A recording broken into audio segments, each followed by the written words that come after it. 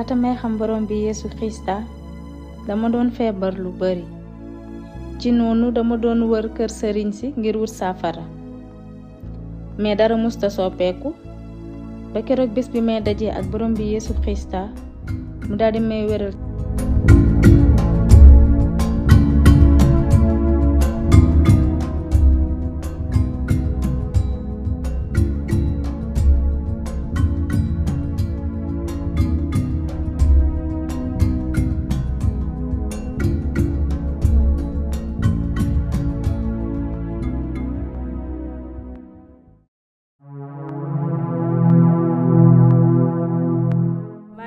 Maymuna Fall dëkk fii Mbour man naaru Kajoor laa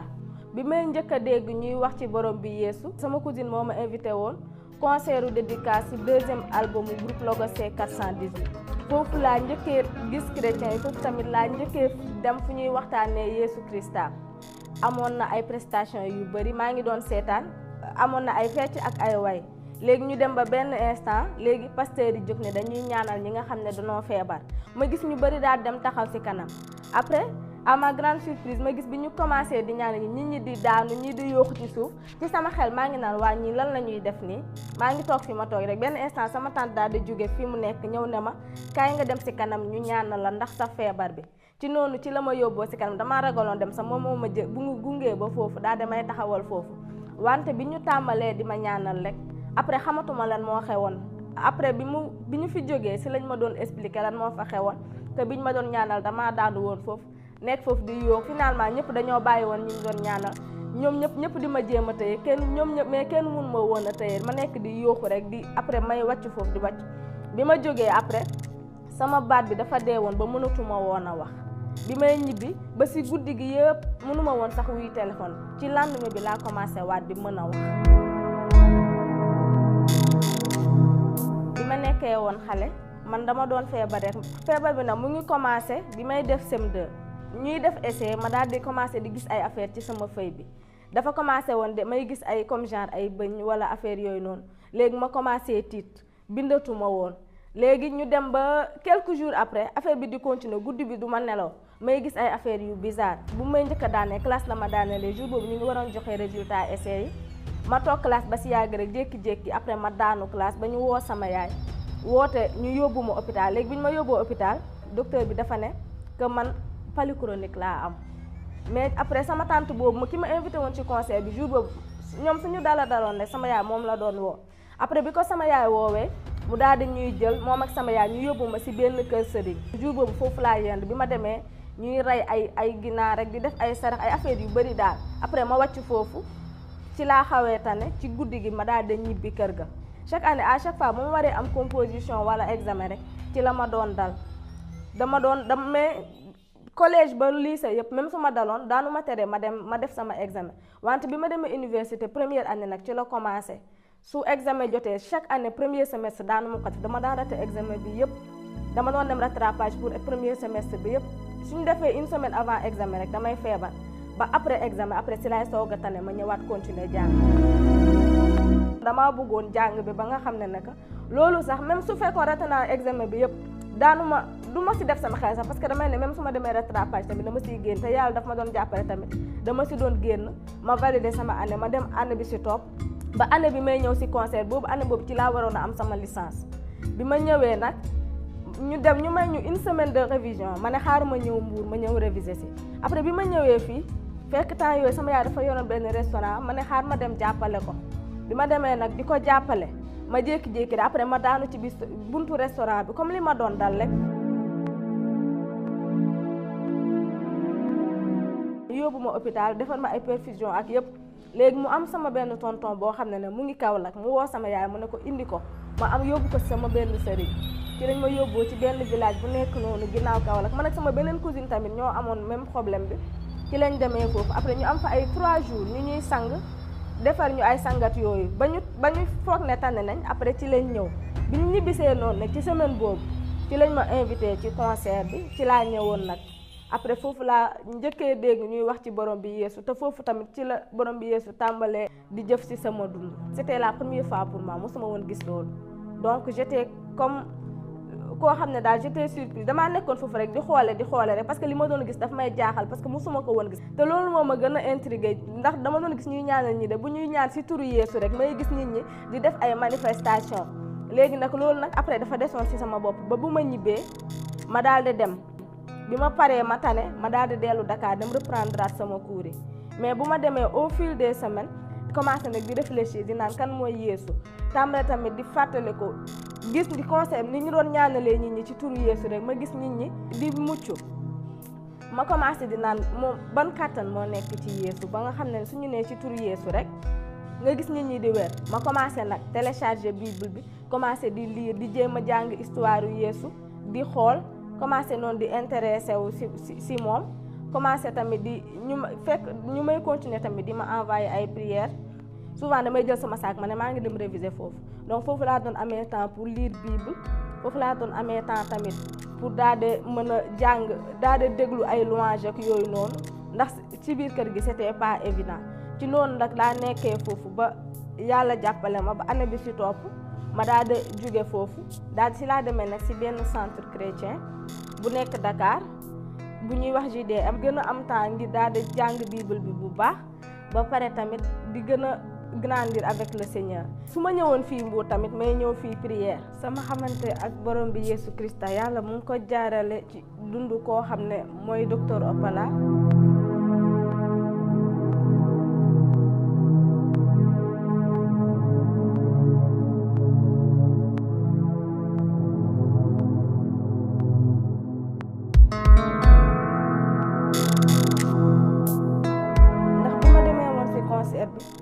ñoom moom moo ma doon ñaanal foofu bés boobu sax man bàyyiwuma ko woon xel te parce que boobu xaw ma woon lan moo xewoon foofu waaye bi ñu paree sama tànn daf ma ne jox nañ la docteur jox na la rendez-vous mardi pour nga ñëwaat këram mu ñaanal la ci laa ñëwee fii mu may ñaanal léegi bi mu ñaanee benn instant dama nelaw bi ma yeewuwee mu ne ma nelaw nga ay heure yu bëri fii après ci la ma expliquer lu bëri ci sama dund te depuis bés boobu tamit bàyyiwuma benn yoon dafa continuer di ma suivre di ma yónnee ay ñaan di ma encourager di ma nemmeeku saa su nekk te mën naa ne lu ma xam ci borom bi Yeesu lu yëpp ñoom c'est grâce à ñoom fii laa ko xamee ndaxte ñoo ma doon ci commencement bi xaw ma woon ni ñuy ñaane moo ma jox Bible pour may jàng ñoom ñoo ma doon jàppale daal ba may màgg ci borom bi te tamit fi ma nekkoon tamit ñoom ñoo ma jàppale ba ma génn foofu centre bi ma dem c'est grâce à eux ñoo ma wutal foofu place ñoo ma yóbbu foofu di may suivre lu bëri lu ma xam fii laa ko xamee ñoom ñoo ma jàngal lépp mën naa ne ñoom ñooy ñi nga xam ne ñoo ma indi ci borom bi Yeesu te tamit ñoo contribuer à ce que fu ma àgg ci borom bi tey c'est grâce à ñoom te ba léegi nii bàyyiwuñ ma. Je l'ai connu pour la première fois au concert de Logos à Coco Beach, à Mbour, ici. Et c'était pendant le temps de prière, après les chants. On a fait appel pour ceux qui veulent la prière. Et au nom du Seigneur Jésus, elle est venue et on priait pour beaucoup de personnes. Il y avait beaucoup de pasteurs là. Et pendant la prière, j'ai entendu un cri, un très grand cri fort qui a vraiment secoué toute la salle. Et j'ai vu une personne qui se roulait par terre. On était nombreux, plus de 5 personnes pour la maîtriser. C'était pas possible de la maîtriser. Elle criait, elle hurlait. Et on a prié pour elle, chasser des esprits. Et sur le même jour, j'ai eu une compassion profonde pour elle. Je l'ai vue, comment elle était voilée, et elle se roulait par terre, elle criait, hurlait. J'ai senti qu'elle avait vraiment quelque chose de fort qui était en elle, qui sortait d'elle. Et là, c'est la puissance de la prière, la puissance de notre Seigneur Jésus-Christ qui a permis que nous puissions prier pour elle avec d'autres pasteurs pour qu'elle soit libérée. Et ce jour-là, elle avait même beaucoup pleuré pendant la prière. Et combien elle souffrait. Et ce même jour, j'ai prié pour elle sur le champ. Elle est tombée et elle s'est endormie. Je n'ai pas compris. Je dis, oh, on l'a laissé dormir. J'ai dit non, il n'y a pas de problème.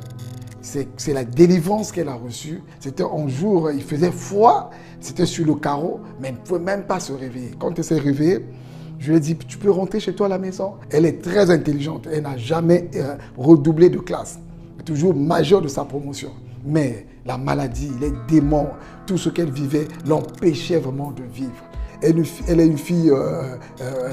qui a un bon cœur, qui aime son prochain. Elle est serviable, facile à vivre, vraiment facile à vivre. Je suis vraiment, on est content de voir ce que le Seigneur Jésus a fait dans sa vie. sant yàlla ba nga xam ne nag yàlla teg na ci sama yoon ay nit yoo xam ne nag ñoo ngi may jàppale di ma may ba ma gëm sama bopp ba ni ba ma toogee tamit defal lii te à chaque fois bu ma ko toppee tamit du ma si gis lu dul njëriñ su ma tëddoon guddi tamit dama daan gént ay gént yu bizarre. dama daan gis ay affaires yoo xam ne que daanu ma ko comprendre ba dama doon tiit sax ba benn instant demoon naa après dama kaa wax sama maam ba mu joxoon ma benn ñaan boo xam ne danga koy ñaan juste pour soo tëddee doo gént parce que guddi bi daanu ma nelaw daanu ma gént daal dara lu baax.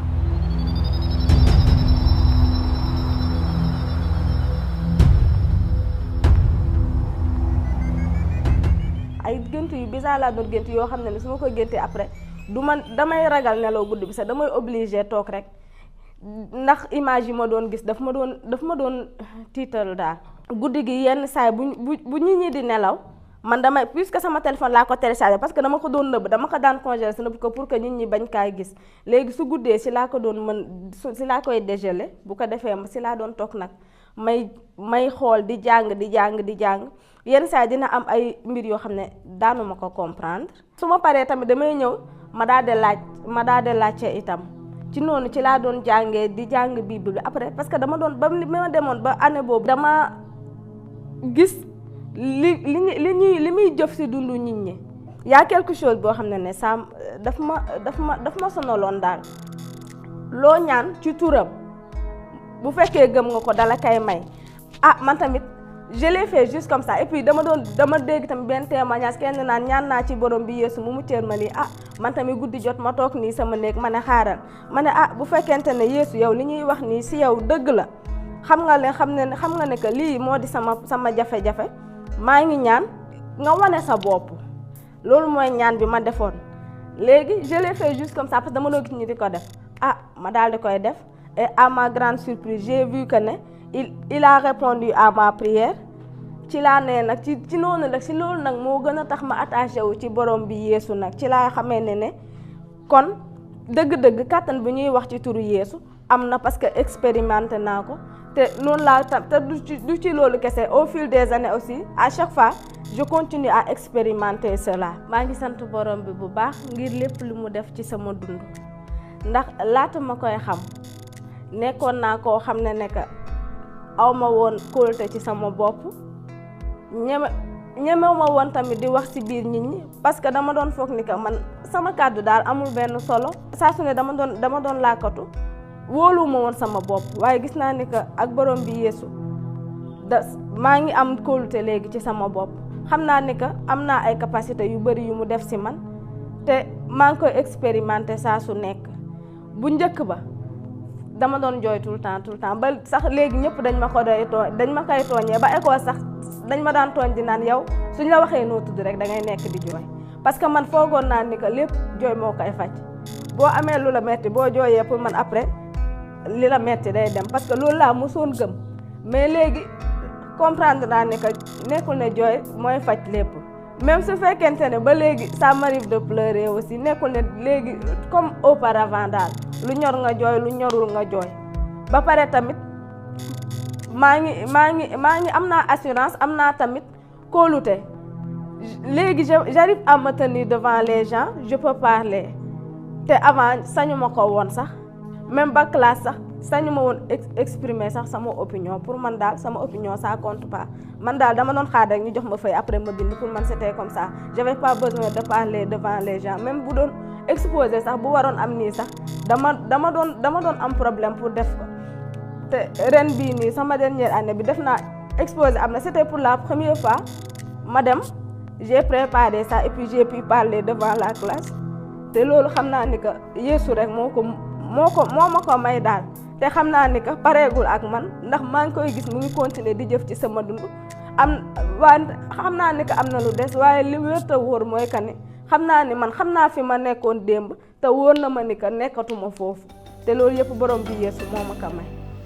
Veuillez nous contacter au 800 00 67 67 pour recevoir gratuitement le livre de témoignages poignants et d'histoires vraies intitulé Vie transformée, ainsi que la parole de Dieu en version audio. Appelez dès maintenant au 800 00